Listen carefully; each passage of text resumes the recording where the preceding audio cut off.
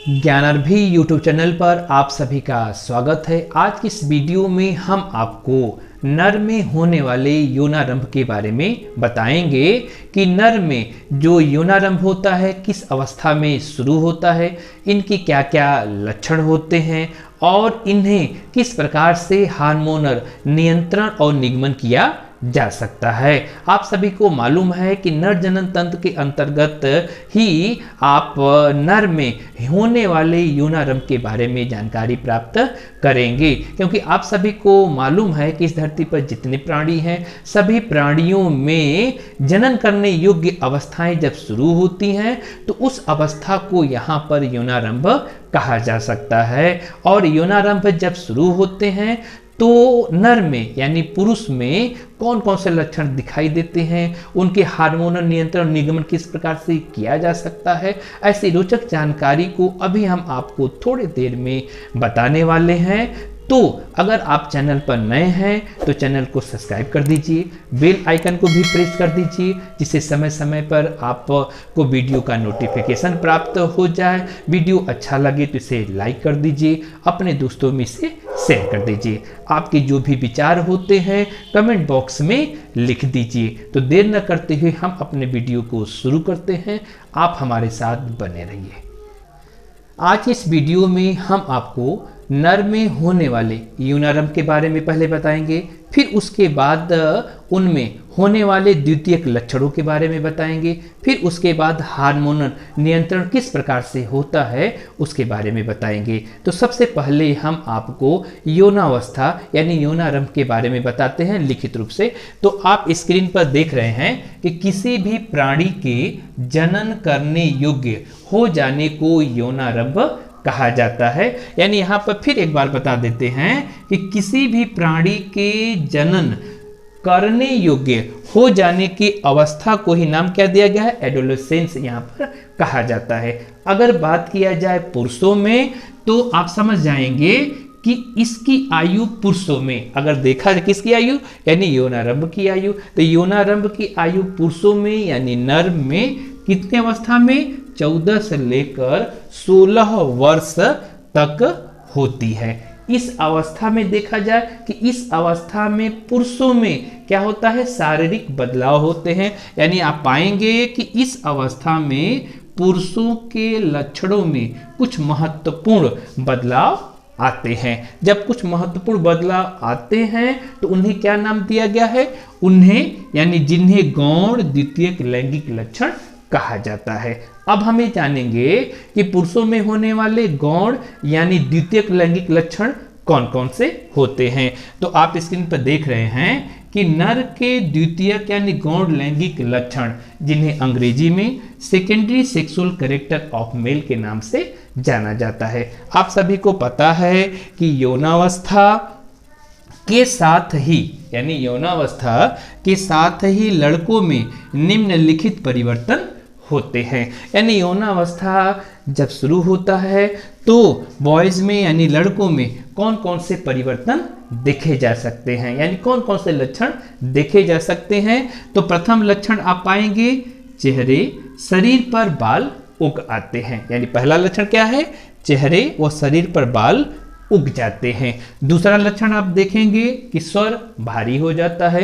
यानी दूसरा लक्षण आप पाएंगे कि आवाज जो होती है वह भारी हो जाती है। तीसरे लक्षण की हम बात करेंगे कि वृषण कोषों तथा शिश्न के आकार में वृद्धि हो जाती है। यानी तीसरे लक्षण की हम बात करते हैं कि जो वृषण कोष होते हैं, जो उनके शिश्न होते हैं, उनके आकार में क्या हो जाता है, वृद्धि हो जाती है। चलिए चौथे लक्षण की तरफ। चौथे लक्षण को आप पाएंगे कि शुक्र जनन नलिकाओं में शुक्राणु का निर्माण शुरू हो जाता है। यानी पुरुषों में जो शुक्र जनन नलिका होती है और शुक्र जनन नलिका में शुक्राणु का निर्माण शुरू हो जाता है। अब चलते हैं पांचवें लक्षण की तरफ। पांचवें लक्षण में आप पाएंगे कि जननांगों के आसपास बगलों आदि स्थानों पर बाल उग जाते हैं। यानी आप ऐसे समझिएगा कि जो जननांग हैं उनके आसपास जो बगलों होते हैं उनमें क्या होते हैं, उनके स्थान पर बाल उग जाते हैं। अगर हम बात करें टेस्टिस का यानी वृषण का, तो वृषण से जो स्रावित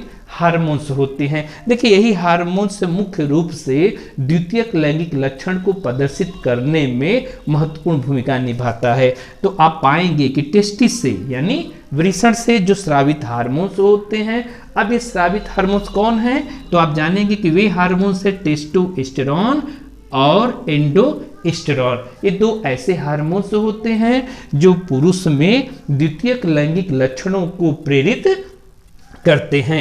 यानी यहाँ पर आप देख लिए कि वृषण में जो स्रावित हार्मोन्स होता है, हार्मोन्स का नाम हमने आपको तो बताया ही कि टेस्टोस्टेरोन और एंडोस्टेरोन, ये करता क्या है कि नर में यौनावस्था को प्रेरित कर देता है। यानी दो ही ये ऐसे हार्मोन्स होते हैं जो पुरुषों में नर में यौनावस्था को प्रेरित करते हैं। अब हम चलते हैं अगले स्टेप की तरफ। अगले स्टेप में आप पाएंगे कि नर में यौनारंभ का हार्मोनल नियंत्रण कैसे किया जाता है।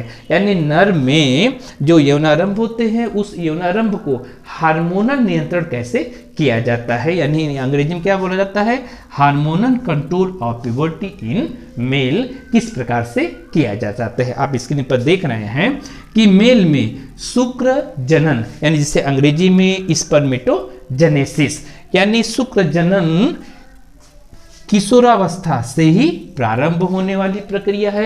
यानी शुक्र जनन क्या है, जो एडोलेसेंस में से ही प्रारंभ होने वाली यह प्रक्रिया है। जब यह प्रक्रिया शुरू होती है तब इसमें होता क्या है, इस चीजों को हम जानेंगे। एक बार फिर हम आपको बताते हैं कि शुक्र जनन किशोरावस्था से ही प्रारंभ होने वाली प्रक्रिया है, क्योंकि इस समय गोनाडोट्रोपिन रिलीजिंग हार्मोन्स यानी इस समय गोनाडोट्रोपिन रिलीजिंग हार्मोन्स जिसको शॉर्ट फॉर्म में GnRH के नाम से जानते हैं। तो आप जानते हैं कि गोनाडोट्रोपिन रिलीजिंग हार्मोन्स काफी मात्रा में स्रावित होता है। तो आपको पता है कि किशोरावस्था जब प्रारंभ होती है तो उसी समय गोनाडोट्रोपिन रिलीजिंग हार्मोन जो होता है काफ़ी मात्रा में स्रावित होता है। जब काफ़ी मात्रा में स्रावित होता है तो इन्हें कहते क्या हैं, इन्हें हाइपोथैलेमिक हार्मोन्स के नाम से जाना जा सकता है। यानी आप समझेंगे कि GnRH को हाइपोथैलेमिक हार्मोन के नाम से जाना जा सकता है।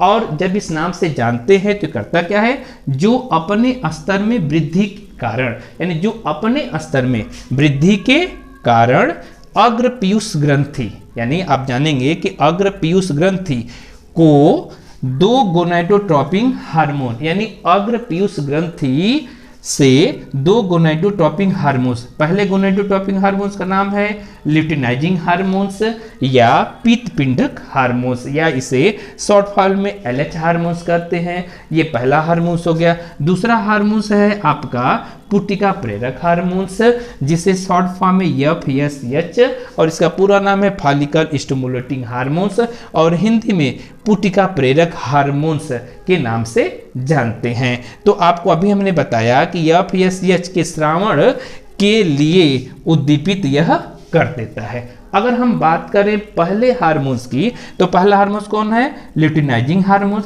अब ल्यूटिनाइजिंग हार्मोन्स जो है करता क्या है कि यह लीडिंग कोशिकाओं पर कार्य कर यानी लीडिंग कोशिकाओं पर कार्य करता है और कार्य करने के बाद वहां से एंडोजन्स के संश्लेषण और श्रावण को यह उद्दीपित कर देता है। जब यह एंडोजन्स के संश्लेषण श्रावण को उद्दीपित करता है और उद्दीपित करने के बाद ये करता क्या है, तो उद्दीपित करने के बाद जो कि शुक्र जनन की प्रक्रिया को उद्दीपित भी यह दोबारा करता है।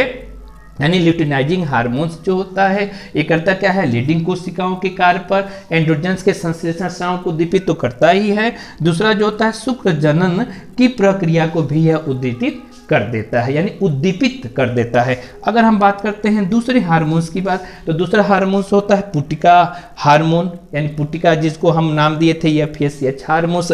तो FSH हार्मोन्स जो होता है ये सर्टोली कोशिकाओं पर कार्य करता है यानी सर्टोली कोशिकाओं पर यह कार्य करके कुछ ऐसे घटकों के श्रावण को यह उद्दीपित करता है। यानी यहाँ पर समझना यह है आपको बात है कि FSH यानी पुटिका हार्मोन्स सर्टोली कोशिकाओं पर कार्य कर कुछ ऐसे घटकों के श्रावण को उद्दीपित करता है, और जब ये उद्दीपित करता है तो जो शुक्र जनन की प्रक्रिया में सहायक होते हैं। यानी वहाँ पर सर्टोली कोशिकाएं पर पुटिका हार्मोन्स जब कार्य करता है तो कार्य करने पर वहां पर आप पाएंगे कि शुक्र जनन की प्रक्रिया में यह सहायक होते हैं। तो अभी आपने यह देखा कि एडोलेसेंस क्या है।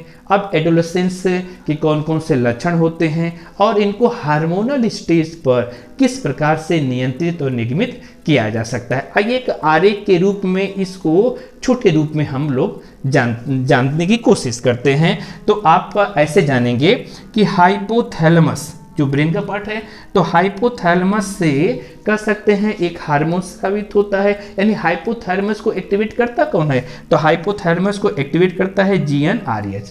अब अभी हमने आपको GnRH के बारे में बताया कि GnRH है क्या। तो हाइपोथैलेमस इस हार्मोन के द्वारा एक्टिवेट होता है, और एक्टिवेट जब भी होगा तो पीयूष ग्रंथि के अग्रपिंड को भी यह क्या करेगा, एक्टिवेट करेगा। जब पीयूष ग्रंथि के अग्रपिंड को यह एक्टिवेट कर देगा तो एक्टिवेट होने पर पीयूष की जो अग्रपिंड होती है वो करती क्या है कि सर्टोली कोशिका और लीडिंग कोशिका, अब ये सर्टोली कोशिका और लीडिंग कोशिका को ये दो हार्मोन्स इसको एक्टिवेट करता है। तो आपको मालूम है कि FSH सर्टोली कोशिकाओं को एक्टिवेट करता है और LH जो होता है लीडिंग कोशिकाओं को यह एक्टिवेट करता है। तो जब यहाँ पर सर्टोली कोशिकाएं एक्टिवेट होती हैं तो शुक्राणु और इन्हिबिन हार्मोन्स को उद्दीपित करती हैं। अगर हम बात करें लीडिंग कोशिका को, तो लीडिंग कोशिका को LH हार्मोन्स जो है इसको उद्दीपित करता है। तो जब इसे उद्दीपित कर देगा लीडिंग कोशिकाओं को, तो यहाँ पर टेस्टोस्टेरोन हार्मोन्स का श्रावण होगा। जब टेस्टोस्टेरोन हार्मोन्स का जब श्रावण होगा तो जनन पथ यहाँ से जो है प्रेरित हो जाएंगी।